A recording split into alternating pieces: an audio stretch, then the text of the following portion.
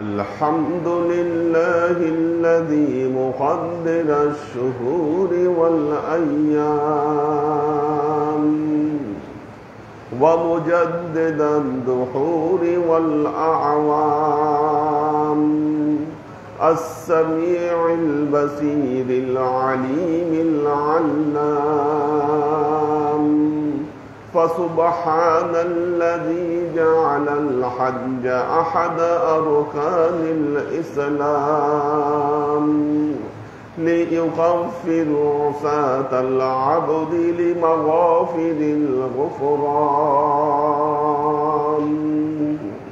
فأحمده وأشكره وأعبد له سرا والإعلان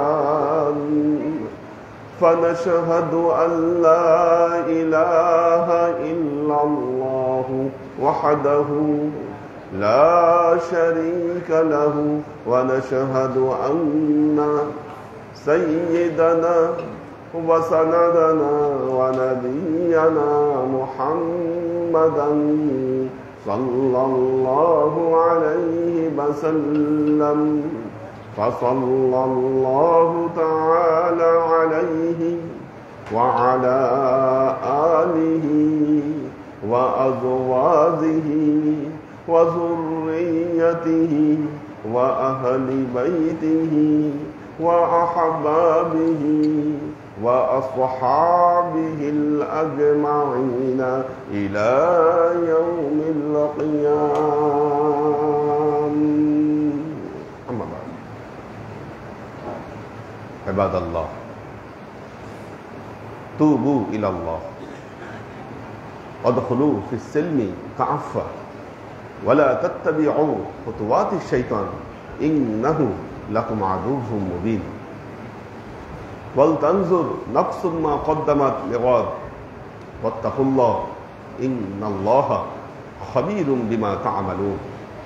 عباد الله، واعلموا أن الله تعالى أوجب الأضحية على شرط الاستطاعة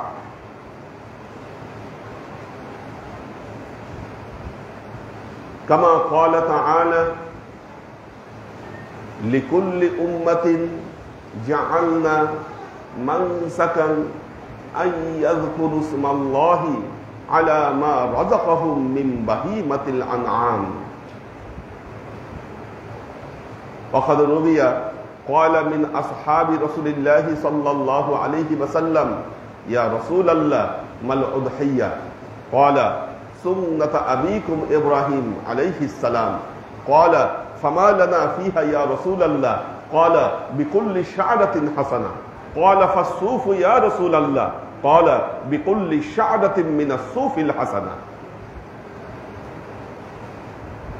وقال رسول الله صلى الله عليه وسلم: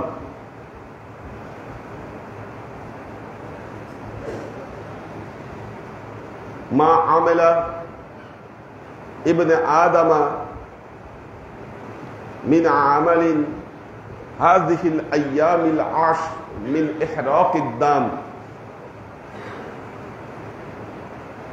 فإنه لا يقع عند الله بمكان قبل أن يقعوا على الأرض فأتوبوا بها نفسا. وقال رسول الله صلى الله عليه وسلم: فإنه لا يأتي بقرونها وأشعارها وأزلافها يوم القيامة.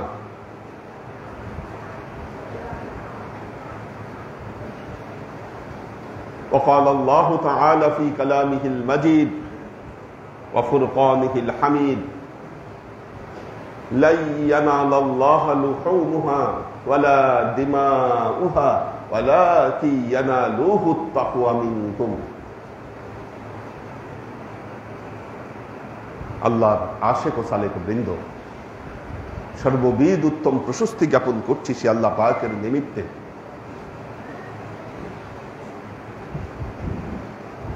যিনি খায়রুল হাদি মুহাম্মদ মুস্তাফা সাল্লাল্লাহু আলাইহি ওয়াসাল্লামকে আমাদের নবী হিসেবে নির্বাচিত করেছেন। আল্লাহর নবী উম্মতে মুহাম্মদীকে সেই পদ্ধতি শিক্ষা দিয়েছেন যা একজন বান্দাকে আল্লাহর নিকটবর্তী করে দেয়। যেই পদ্ধতিগুলো শিক্ষা দিয়েছেন তার মধ্যে অন্যতম একটি পদ্ধতি হলো কোরবানি, যেটা জিলহজ মাসের 10 তারিখ থেকে 12 তারিখ পর্যন্ত আল্লাহর দরবারে এই কোরবানি উপস্থাপন করা যায়। এটা জিলকদ মাস, পরবর্তী মাস হচ্ছে জিলহজ মাস।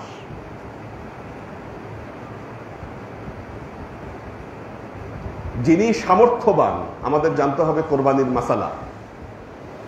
সামর্থ্যবান, দেখেন কোরবানির জন্য কোরবানি সামর্থ্যবানদের উপর ওয়াজিব। এখন কোরবানি ওয়াজিব হওয়ার কি শর্ত? প্রথমত হলো তাকে মুসলমান হতে হবে। মুসলমান না হলে কোরবানি তার উপর ওয়াজিব নয়, বা সে কোরবানি দিলেও আমাদের কিছু যায়ও না, আসেও না। দ্বিতীয়ত সামর্থ্যবান হতে হবে। কে সামর্থ্যবান? জিলহজ মাসের 10 থেকে 12 তারিখ পর্যন্ত যেই লোক নিসাব পরিমাণ মালের অধিকারী হবে সেই লোক হলো সামর্থ্যবান। নিসাব পরিমাণ মাল 52.5 তোলা রূপা, 1 লক্ষ টাকার কিছু বেশি বর্তমান বাজার মূল্যে। এই টাকার মালিক যিনি হবেন, এই 3 দিনের মধ্যে এই টাকা যদি তার কাছে থাকে তার উপর কোরবানি দেওয়া ওয়াজিব। তিনি কোরবানি না দিলে গুনাহগার হবেন। তার কাছে টাকা ছিল না, হয়তো তিনি ফসল বিক্রি করছেন অথবা ব্যবসায়িক কোনো পণ্য বিক্রি করছেন, বিক্রি করার ফলে তার হাতে সেই টাকা চলে আসছে। এখন তাকে কোরবানি তার উপর দেয়াটা ওয়াজিব।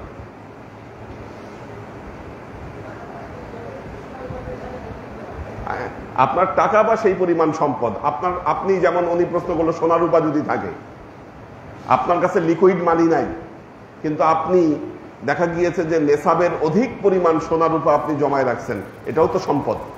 এই সম্পদ থাকার কারণে আপনার উপর কোরবানি ওয়াজিব হবে। যেই ফ্যামিলিতে একজন সামর্থ্যবান আছেন, বাকি কেউ সামর্থ্যবান নয়, তাহলে একজনের পক্ষ থেকেই কোরবানি আদায় করে দিলে সবার পক্ষ থেকে আদায় হয়ে যাচ্ছে, আর কারো লাগবে না। কিন্তু যেই ফ্যামিলিতে 2 জন 3 জন সামর্থ্যবান, হাজব্যান্ড ওয়াইফ, হাজব্যান্ডও নেশাব পরিমাণ মালের অধিকারী, তিনিও চাকরি করেন, ওয়াইফও নেশাব পরিমাণ মালের অধিকারী, এখন দেখেন 2 জনের উপরে কিন্তু কোরবানি ওয়াজিব। সেই ক্ষেত্রে তাকে 2টা ছাগল দিতে হবে অথবা 2 নামে পশু কোরবানি দিতে হবে, কমপক্ষে 2 ভাগ দিতে হবে। অথবা যদি এক ফ্যামিলির মধ্যে ধরেন যৌথ ফ্যামিলি, ছেলেও সামর্থ্যবান, কিংবা এমন অবস্থা হয়েছে আপনি মেয়ের জন্য গহনা কিনে রাখছেন বা তাকে আপনি দিয়ে দিয়েছেন, সেটা হ্যান্ড ওভার করেছেন, সেও কিন্তু সামর্থ্যবান, তাকেও কোরবানি দিতে হবে। আপনার কোরবানি দিয়ে কাউন্ট করা যাবে না যে সে তার কোরবানি আদায় হয়ে গেছে। যার উপর কোরবানি ওয়াজিব তাকে কোরবানি অবশ্যই আদায় করতে হবে, নাহলে তিনি গুনাহগার হবেন। সামর্থ্য নাই, তিনি চিন্তা করলেন আমি নফল কোরবানি দিব,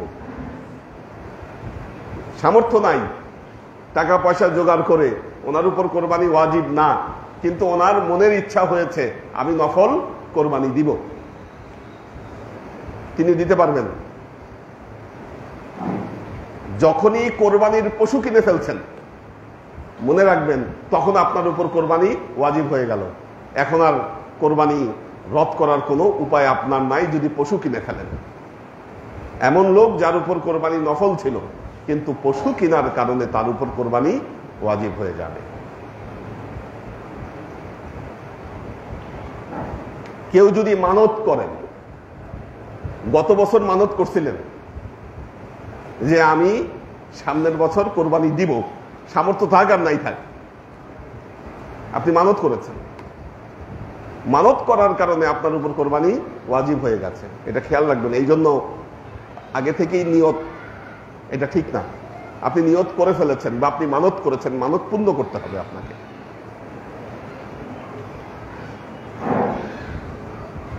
সওয়াব রেসানির জন্য মৃত ব্যক্তির নামে কোরবানি দেওয়া যাবে।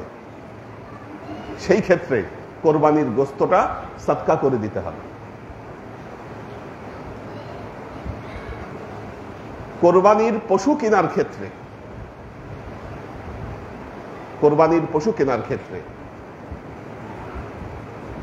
নর পশু, নর নারী, কি যেটা আমরা বলি মাদি গরু, বা আপনি যেটা পুরুষ, উভয়টাই দেওয়া যাবে, কোনো সমস্যা নাই, উভয়টা দেওয়া যাবে। তবে মনে রাখতে হবে লেজ কাটা, শিং ভাঙা, অন্ধ, খোরা, এই ধরনের পশু কোরবানি দেওয়া জায়েজ নাই। আল্লাহর জন্য যেটি উপস্থাপন করবেন, সুন্দর দেখে একটা পশু যেন আল্লাহর দরবারে উপস্থাপন করতে পারেন, সেই চেষ্টা করতে হবে। এখন কোরবানির পশু কিনে আনছেন, যেই গরু দুধ দেয়, এমন পশু নিয়ে আসছেন যেটা দুধ দিচ্ছে। এখন চিন্তা করলেন কোরবানির পশুই তো নিয়ে আসছি, আমি একটু দুধ দোয়ায় খায় নেই, ওইটা পারবেন না। কোরবানির পশুর কোনো কিছু আপনি ব্যবহার করতে পারবেন না। কোরবানির পশুর দুধ খেতে পারবেন না, সেটাকে দিয়ে অন্য কোনো কাজ করাইতে পারবেন না। চিন্তা করলেন আচ্ছা কোরবানির সময় তো কোরবানি দিব, এরে দিয়ে একটু হাল বয়, অথবা এরে দিয়ে আমার এই কাজটা করায় নেই। কোরবানির পশু দিয়ে এগুলো কোনো কিছু করা আপনার জন্য বৈধ না।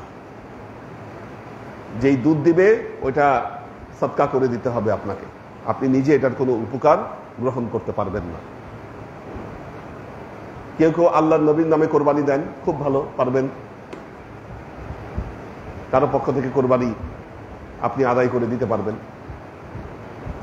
এখন এমন একজন আছেন, তিনি হয়তো মালয়েশিয়ায় আছেন অথবা সৌদি আরবে আছেন, চাচ্ছেন বাংলাদেশে কোরবানি, ওনার কোরবানিটা উনি বাংলাদেশে আদায় করবেন। উনি বাংলাদেশে নাই, উনি সৌদি আরবে আছেন, পারবেন। কিন্তু মনে রাখতে হবে বাংলাদেশের তারিখ অনুযায়ী তাকে কোরবানি দিতে হবে। উনি আছেন সৌদি আরবে, কোরবানি দিবেন বাংলাদেশে। এখন সৌদি আরবে তো একদিন আগেই, আমাদের সাধারণত যেভাবে ক্যালেন্ডার আমরা হিসাব করি, একদিন আগে ওখানে ঈদ হয়ে যায়। উনি চিন্তা করলেন না, তাহলে আমি যেহেতু সৌদি আরবে আছি, আমি আমার দেশের তারিখ অনুযায়ী কি করি কোরবানি দেই, এটা হবে না। 10 তারিখ, 11 তারিখ, 12 তারিখ সূর্যাস্ত পর্যন্ত কোরবানি দেওয়া যাবে জিলহজ মাসের। কোরবানি দিনেও দেওয়া যায়, রাতেও দেওয়া যায়, কিন্তু রাতের চাইতে রাতে দেওয়াটাকে মাকরু বলা হয়েছে। কেন? কারণ রাতে যখন আপনি জবাই করবেন, কোরবানির পশুর আপনি সব ঠিক মতো খেয়াল করতে পারবেন না, হয়তো সমস্যা হতে পারে, জবাই ঠিক মতো না হতে পারে। এই জন্য রাতে কোরবানি দেওয়াটা নিরুৎসাহিত করা হয়েছে। এমন না যে রাতে দেওয়া যাবে না, দেওয়া যাবে, কিন্তু দিনে দেওয়াটাই উত্তম। যেহেতু আপনাকে গোশত কাটাকাটি করতে হবে, কোরবানি করতে হবে, সেই জন্য মনে রাখবেন দিনে দেওয়াটা আপনার জন্য উত্তম। অবশ্যই যিনি কোরবানি করছেন, নামাজ আদায় করে কোরবানি করবেন, নামাজ আদায় না করে কোরবানি করবেন না। ঈদের নামাজ, ঈদের নামাজ আপনি কোরবানি করছেন, জামাত হওয়ার আগে আপনি কোরবানি করে দিলেন, নামাজ না পড়িয়ে আপনি কোরবানি করে দিলেন। আল্লাহ নবী বলেছেন এইভাবে যারা কোরবানি করে তারা গরু খাওয়া, গোশত খাওয়ার জন্য কোরবানি করে, এরা আল্লাহর জন্য কোরবানি করে না।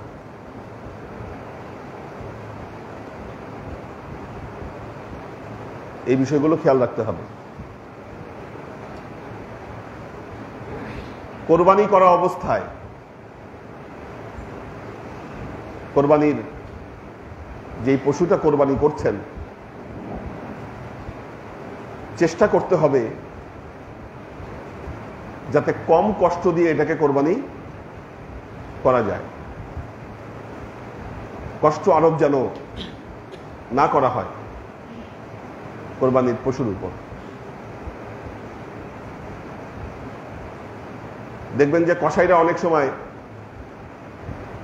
ওই খোঁচা মেরে কোরবানির গরুর রক কাটার চেষ্টা করেন, কিংবা আরেকটা ট্রেন্ড দেখছি কয়েক বছর ধরে, গলা কাটার পর গলায় চাপ দিয়ে ধরে যেন রক্ত না পড়ে। এটা দেখেছেন কিনা?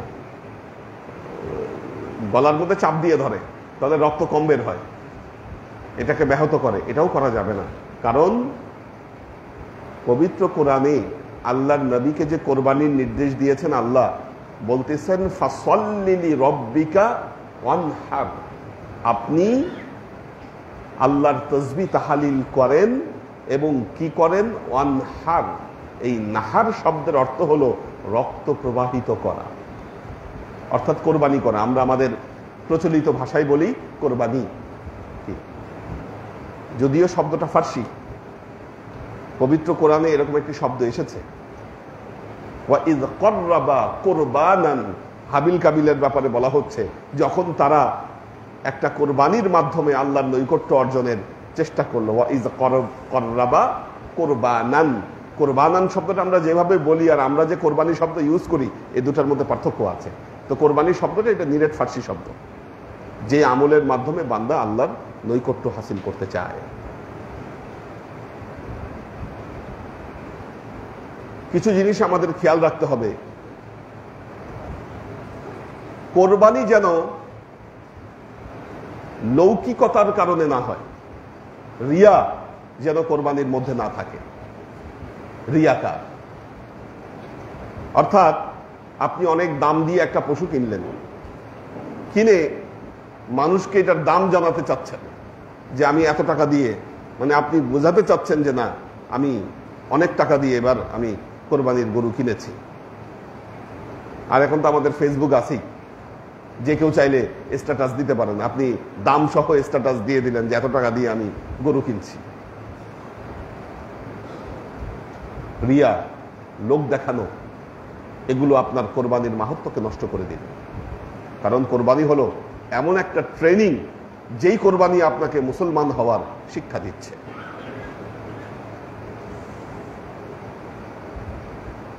যারা যৌথভাবে কোরবানি দেন, যৌথভাবে কোরবানি দেওয়ার ক্ষেত্রে যে আপনার সাথে ভাগে কোরবানি দিল,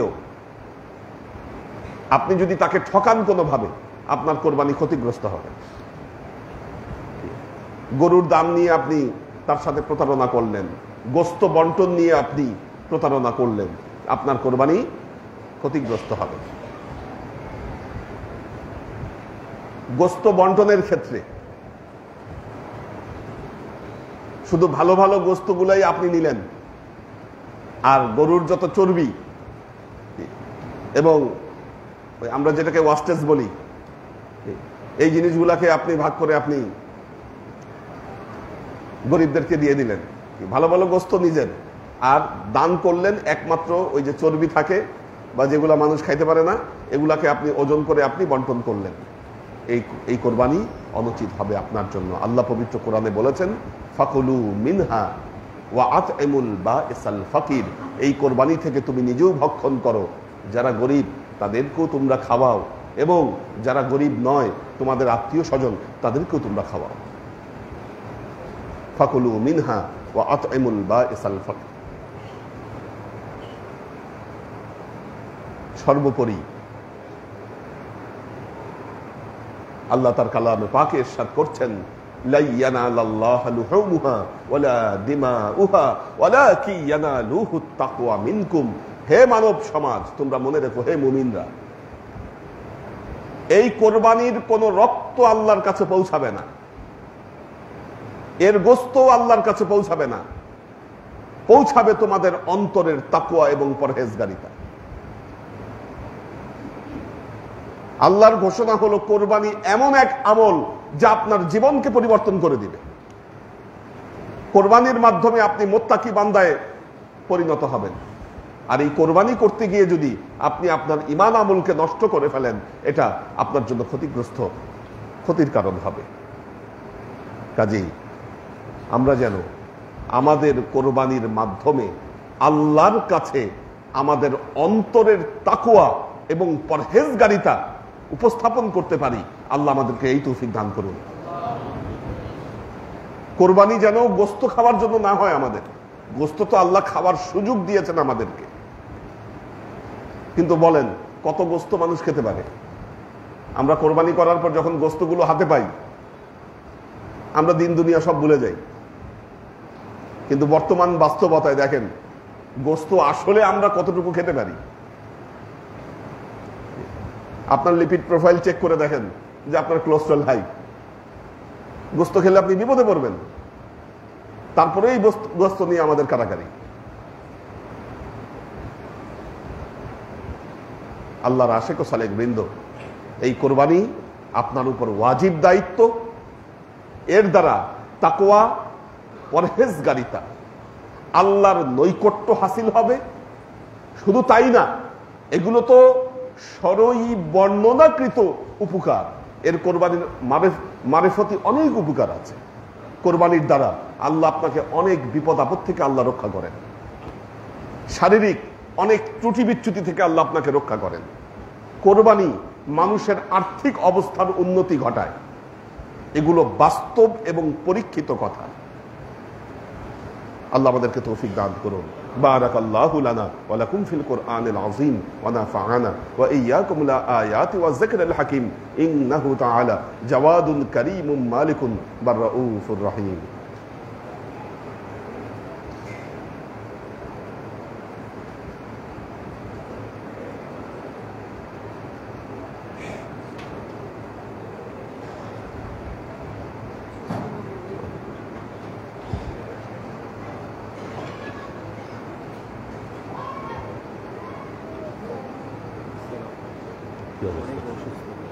কেন ডায়াবেটিসটা অনেক গরমে একদম পুরো সব একটু আমার থেকে একটা জিনিস লিখে নিয়ে। আর যেন মনে করেন যে ওই যে আয়রনটা ফোরে নেমে চলে আসছে, আয়রন ইঞ্জেকশন স্লাইডার তদবির লাগবে দিব।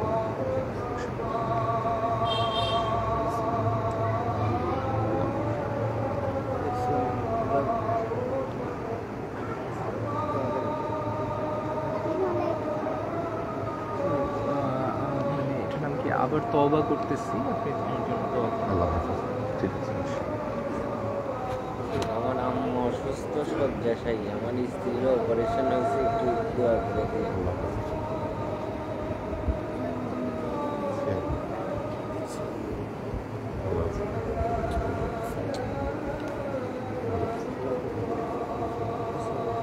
আপনার তো থাকার মতো একটু সামান্য ইউটিউবে একটা ব্যবস্থা করছি। হ্যাঁ, আমার তো ফিরে গেছিল, আপাতত ফিরে একটা থাকার মতো ব্যবস্থা করছি। আল্লাহ হেফাজত। ঠিক আছে, কথা বলেন আপনি নামাজের পরে। বসবেন আপনি? হ্যাঁ, বসবো।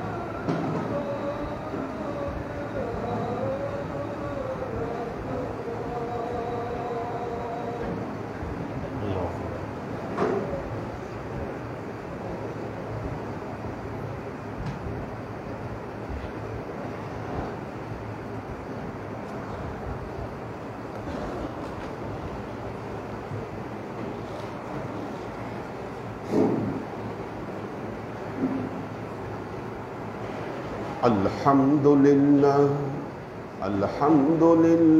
الذي مقدر الشهور والأيام ومجدد الدهور والأعوام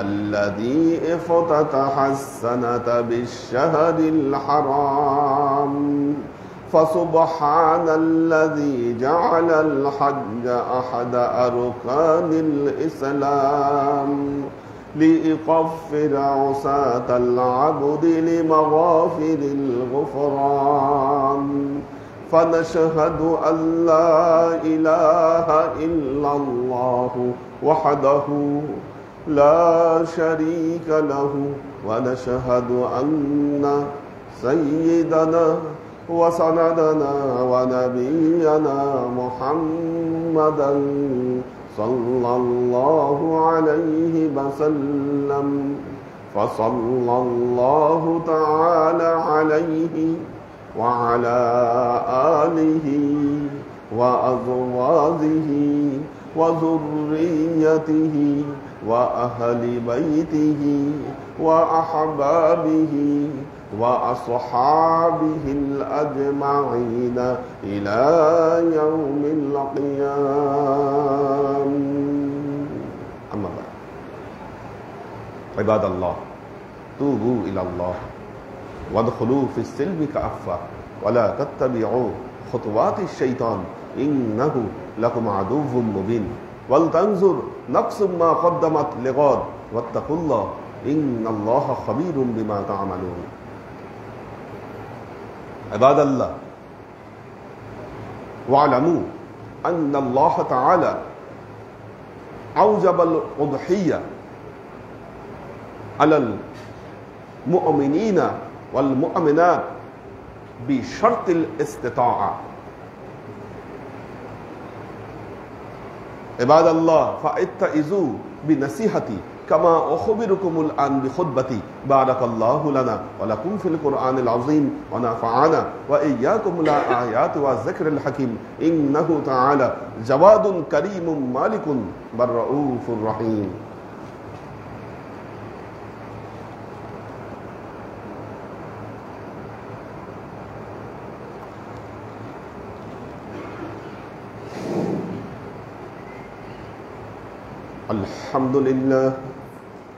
الحمد لله نحمده ونستعينه ونستغفره ونؤمن به ونتوكل عليه ونعوذ بالله من شرور أنفسنا ومن سيئات أعمالنا من يهد الله فهو المهتدي ومن يضلل فلن تجد له وليا مرشدا فنشهد أن لا إله إلا الله وحده لا شريك له ونشهد أن سيدنا وسندنا ونبينا محمدا صلى الله عليه وسلم الذي أرسله الله بالحق بشيرا ونذيرا وداعيا إلى الله بإذنه وسراجا منيرا.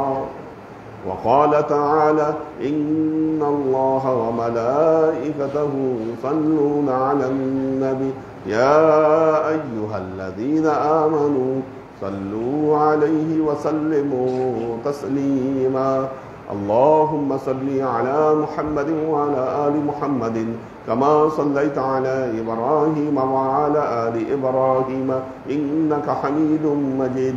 اللهم بارك على محمد وعلى آل محمد كما باركت على إبراهيم وعلى آل إبراهيم إنك حميد مجيد.